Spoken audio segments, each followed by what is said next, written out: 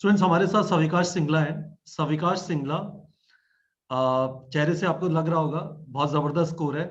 इन्होंने हमें कल कांटेक्ट किया। हम जनरली स्टूडेंट्स को अपनी तरफ से कांटेक्ट नहीं करते, स्टूडेंट्स हमें कांटेक्ट करते हैं। तो इसलिए हमें कल पता चला कि सविकाश जी के 710 नंबर, 710 मार्क्स। आप चेहरे से थोड़ा देख के आइडिया लग रहा होगा कि कुछ खतरनाक स्कोर है, तो 710 है। हम इनसे कुछ आइडियाज लेने की कोशिश करेंगे। आप डरिएगा मत, कुछ प्रैक्टिकल आइडियाज समझने की कोशिश करेंगे। और सविकाश का 710 है, तो हम एक्सपेक्ट कर रहे हैं इनकी रैंक 43 है, तो एम्स दिल्ली में जाएंगे। तो समझने की कोशिश करते हैं एक एक करके। सविकाश जी, ये बताइए, आ, हमेशा से आपके 710 आ रहे थे, या फर्स्ट अटेम्प्ट पे आपका सिलेक्शन हुआ है, या फिर धीमे धीमे स्कोर इंप्रूव हुआ है? मेरा फर्स्ट अटेम्प्ट में ही सिलेक्शन हुआ है और मेरा स्कोर मतलब धीरे धीरे इंक्रीज हुआ है फ्रॉम, जैसे इनिशियली +1 में 550 के आसपास आ रहा था स्कोर मेरा। प्लस वन तब के एंड पे इतना 550 सीरियसली। पे, प्लस वन के एंड पे 550 तक थे? पक्का? Yes sir, yes sir, 580 550। तो गाइस, पहला तो यहाँ पे सबक है।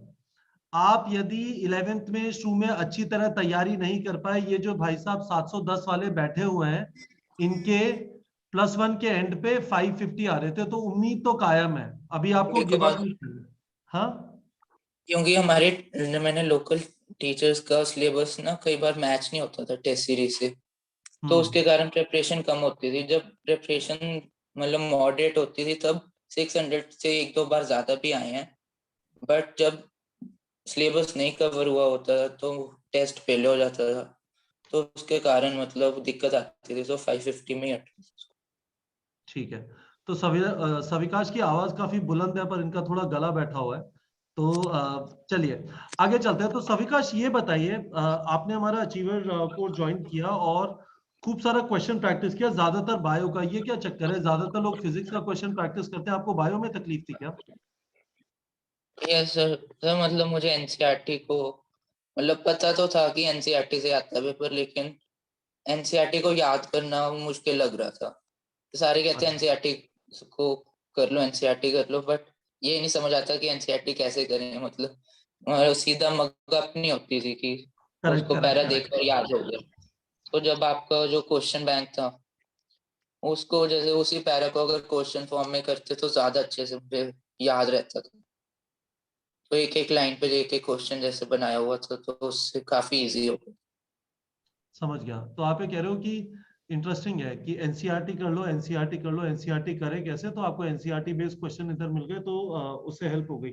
अब एक चीज बताइए, ज्यादातर टॉपर से जो मैंने सुना है, जिनका अच्छा स्कोर आता है कंसिस्टेंटली, वो ये होता है कि अ, उनका कुछ है ना, शॉर्ट टर्म टारगेट वगैरह होता है ना? तो आपको कंसिस्टेंसी, मतलब कंसिस्टेंटली तो पढ़ते होगे, कंसिस्टेंसी मिलती कैसे थी? मेनली जो मेरे टीचर्स टेस्ट लेते थे, उसको टेस्ट को एक टारगेट बना लिया कि उस टेस्ट से पहले पहले वो टॉपिक कवर अप करना, तो उसके थ्रू एक रिवाइज भी हो जाता और एक कवर अप भी हो जाता। सेल्फ टारगेटिंग मेरी कम थी, मैं टीचर्स के अकॉर्डिंग ज्यादा चलता था। तो जो टीचर्स ने इस दिन टेस्ट रखा तो उसी दिन मतलब कर। तो इसका मतलब आप ये कह रहे हैं कि हफ्ते दो हफ्ते का यदि आपका कोई टारगेट है, उस टारगेट के इन पे टेस्ट मिलना है, तो उस टेस्ट की वजह से पढ़ाई हो जाती है। जैसे स्कूल में भी हमारे यूनिट टेस्ट वगैरह छोटे छोटे यस, टेस्ट होते रहते हैं, हर मंडे को या हर दूसरे मंडे को टीचर टेस्ट लेगी, तो ये लगता है कि यार बेइज्जती नहीं करानी, टेस्ट के लिए तैयार होके जाना है। हाँ। यस। ठीक है। अब एक चीज और बताओ, ये जर्नी बिल्कुल स्ट्रेट रही, शुरू से चले सीधा एम्स दिल्ली में जाके बठिंडा से ट्रेन रुकेगी, या फिर बीच बीच में ऐसे पड़ा हुआ है कि बस पता नहीं कहाँ रुकेगी, मतलब घूम के पटियाला पहुंच इतना जाएगी शायद? मतलब एंड मतलब शुरू में जैसे जनवरी फरवरी में लगता था कि जिस हिसाब से स्कोर आ रहा है तो शायद वो बस गवर्नमेंट सीट सिक्योर हो जाएगी, लेकिन एम्स दिल्ली का नहीं सोचा। एम्स दिल्ली का किस जगह पे जाके लगने लगा कि एम्स दिल्ली खींच सकते हो?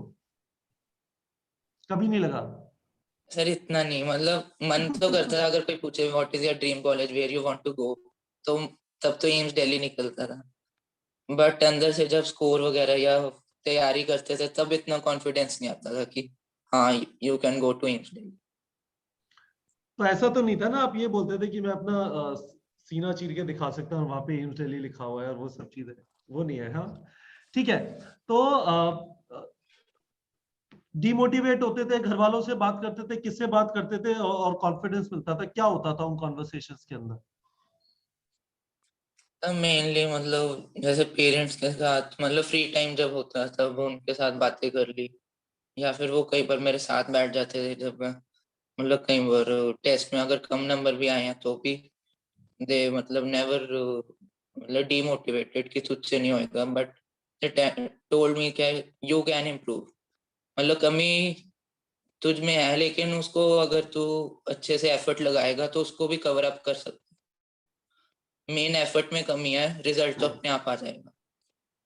एफर्ट पे फोकस करो, रिजल्ट आ जाएगा, रिजल्ट के बारे में ज्यादा मत सोचो। ठीक है। मेन जो अपनी कमी है उसको कवर अप करने की कोशिश करो, उसमें अब एक हार्डवर्क मतलब कम किया हुआ है इसलिए वो तुम्हारा वीक पॉइंट। ठीक है, अब एक चीज और बता दो, कोई आपसे आके पूछे कि फिजिक्स में आप चलो जरा स्कोर बता दो, 710 वाले से स्कोर पूछना, एक चीज में तो पूरे पूरे नंबर होंगे, तो फिजिक्स केमिस्ट्री बायो का स्कोर क्या है, किसके अंदर किन सब्जेक्ट में पूरे और किन दो में 175 175 है? मेरे फिजिक्स में पूरे हैं, फिजिक्स में पूरे हैं। केमिस्ट्री में 175 और बायो में 355। हाँ बहुत बढ़िया। ठीक है, तो ये 355 वो एसटीडी वाला क्वेश्चन है? नहीं सर, वो था अर्ली डिटेक्शन वाला। अर्ली डिटेक्शन वाला, ठीक है। तो आपसे कोई फिजिक्स का पूछे कि सविकाश आपके 180 नंबर आए फिजिक्स में, पेपर आसान नहीं था, जनरली एंड में करने को मिलता है तो टाइम का भी प्रेशर था, तो फिजिक्स में अच्छा इंप्रूव करने के लिए, अच्छा कॉन्फिडेंस बिल्डअप करने के लिए क्या होना चाहिए, कैसे पढ़ाई करनी चाहिए फिजिक्स की? पहले तो आपको कंसेप्चुअली स्ट्रांग होना पड़ेगा कि जहाँ से भी पढ़ा है उसका क्वेश्चन प्रैक्टिस और जो नोट्स उन्होंने लिखवाए हैं वो उसको अच्छे से करना, अपने आप को मतलब हर डिफरेंट डिफरेंट टाइप्स के क्वेश्चंस करना और कंसेप्चुअली अपने आप को स्ट्रांग बनाना। उसके बाद टाइम मैनेजमेंट,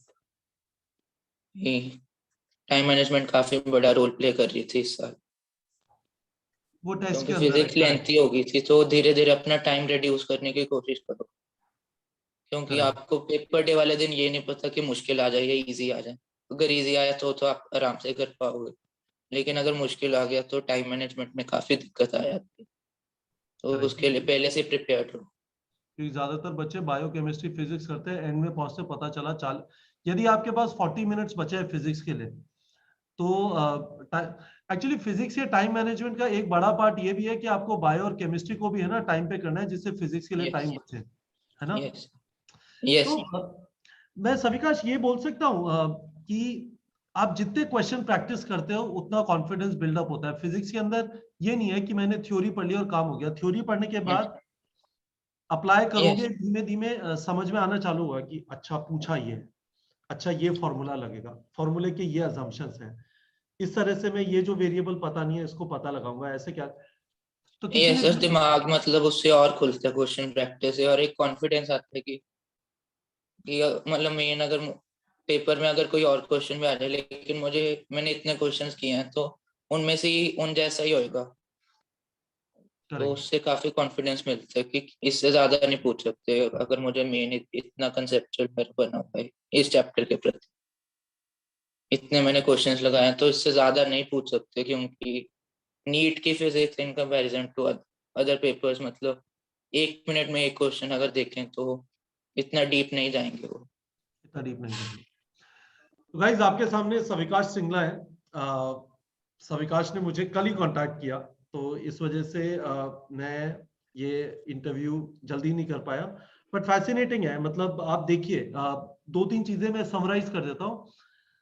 आप यदि 11th में हैं, ये वीडियो देख रहे हैं, एक बहुत बड़ी लर्निंग है कि इस टाइम पे भी स्टार्ट करोगे। सविकाश का 710 फाइनल स्कोर है, 11th के एंड तक 580 600 से ज्यादा नहीं था, तो मुमकिन है अभी भी स्टार्ट करोगे बहुत अच्छा स्कोर करना। दूसरी चीज सविकाश ये बोल रहे हैं कि कंसिस्टेंसी बिल्ड होती है टारगेट के अगेंस्ट, और वो टारगेट ये नहीं हो सकता कि मुझे गवर्नमेंट कॉलेज में सिलेक्शन चाहिए, वो तो बहुत बड़ा टारगेट हो गया। आज क्या करोगे वो डिसाइड होता है अगले टेस्ट से, अगला जो आपने टारगेट लिया हुआ है उससे सारी चीजें ना पीछे की तरफ फ्री अप हो जाती है। सभी का टेस्ट से ये भी होता होगा कि टेस्ट के अंदर 2 चैप्टर आ रहे हैं, 3 चैप्टर आ रहे हैं, लेट्स से फिजिक्स के, तो आप बाकी 25 चैप्टर के बारे में चिंता नहीं करते हो कि बस उन 3 चैप्टर पे ही फोकस रहता होगा। वो भी बहुत, क्योंकि कई बार क्या होता है बंदर की तरह एक जगह से दूसरी जगह पे बहुत क्विकली जंप करते रहते हैं और उससे है ना सेटिस्फैक्शन नहीं मिलता कि कोई भी चीज कंप्लीट हुई। यस है ना। और फाइनली सविकाश ने ये बोला कि फिजिक्स के लिए जहां पे भी पढ़ रहे हो अच्छी तरह समझो और उसको क्वेश्चन प्रैक्टिस में अप्लाई करो, धीमे धीमे आपको कॉन्फिडेंस भी आएगा, जैसे जैसे कॉन्फिडेंस आएगा आपकी रफ्तार बढ़ती जाएगी। बहुत बढ़िया सविकाश जी। तो आप एम्स दिल्ली आ रहे हैं जो हमारे ऑफिस से करीब 1.5-2 किलोमीटर है, तो आपसे मुलाकात होगी। मिठाई का एक बड़ा सा डब्बा जरूर लेके आइएगा भटिंडा से, सर्दियों का यस टाइम है तो वहाँ पे भुग्गा बहुत अच्छा मिलता है, तो भुग्गा जरूर लेके आइएगा। और best of luck to you, बहुत फैंटास्टिक है, मजा आया आपसे बात करके। आप कुछ फाइनल चीज कहना चाहते हैं स्टूडेंट से?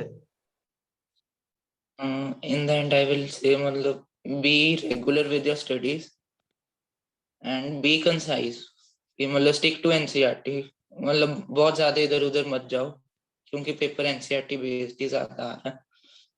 और on the day of examination मतलब जो मेन 2 चीजें तुम्हारे पास मतलब मेजर फैक्टर्स मुझे लगता है होने चाहिए कि एक कॉन्फिडेंस और एक टाइम मैनेजमेंट।